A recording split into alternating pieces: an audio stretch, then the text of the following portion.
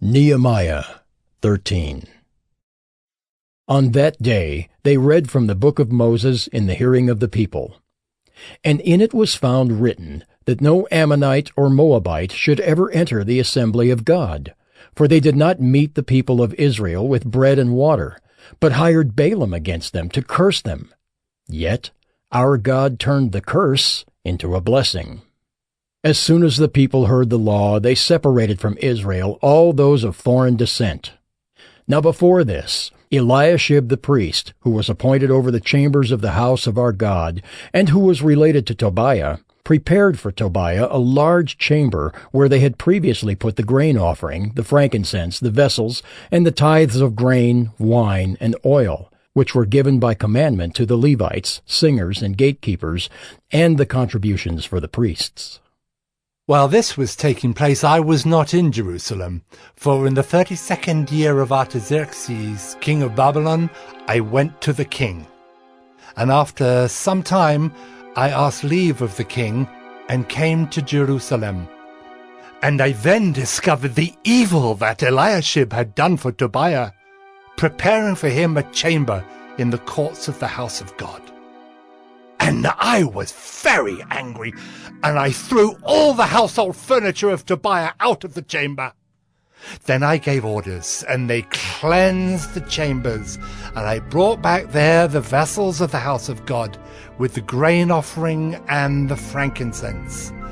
I also found out that the portions of the Levites had not been given to them, so that the Levites and the singers who did the work had fled each to his field.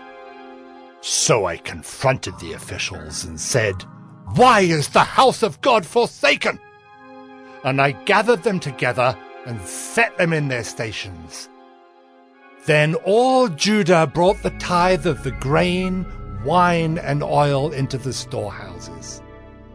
And I appointed as treasurers over the storehouses Shelemiah the priest, Zadok the scribe, and Pedaiah of the Levites, and as their assistant Hanan the son of Zakkur, son of Mattaniah, for they were considered reliable, and their duty was to distribute to their brothers.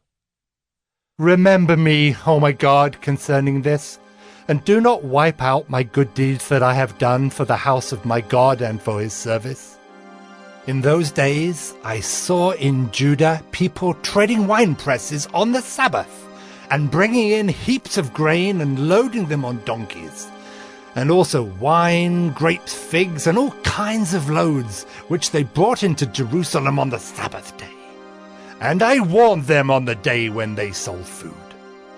Tyrians also, who lived in the city, brought in fish and all kinds of goods, and sold them on the Sabbath to the people of Judah, in Jerusalem itself. Then I confronted the nobles of Judah and said to them, "What is this evil thing that you are doing, profaning the Sabbath day? Did not your fathers act in this way? And did not our God bring all this disaster on us and on this city? Now you are bringing more wrath on Israel by profaning the Sabbath." As soon as it began to grow dark at the gates of Jerusalem before the Sabbath, I commanded that the doors should be shut, and gave orders that they should not be opened until after the Sabbath.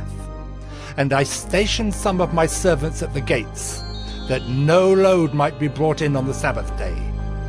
Then the merchants and sellers of all kinds of wares lodged outside Jerusalem once or twice.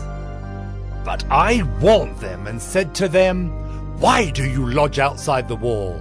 If you do so again, I will lay hands on you." From that time on, they did not come on the Sabbath. Then I commanded the Levites that they should purify themselves and come and guard the gates to keep the Sabbath day holy. Remember this also in my favor, O my God, and spare me according to the greatness of your steadfast love. In those days also I saw the Jews who had married women of Ashdod, Ammon, and Moab, and half of their children spoke the language of Ashdod, and they could not speak the language of Judah, but only the language of each people. And I confronted them and cursed them and beat some of them and pulled out their hair. And I made them take oath in the name of God, saying, "You shall not give your daughters to their sons, or take their daughters for your sons or for yourselves." Did not Solomon, king of Israel, sin on account of such women? Among the many nations there was no king like him, and he was beloved by his God, and God made him king over all Israel. Nevertheless, foreign women made even him to sin. Shall we then listen to you and do all this great evil and act treacherously against our God by marrying foreign women? And one of the sons of Jehoiada, the son of Eliashib the high priest, was the son-in-law of Sanballat the Horonite. Therefore I chased him from me. Remember them, O my God, because they have desecrated the priesthood and the covenant of the priesthood and the Levites.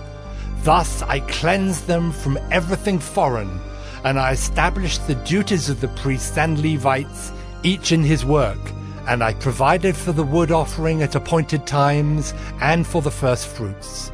Remember me, O my God, for good.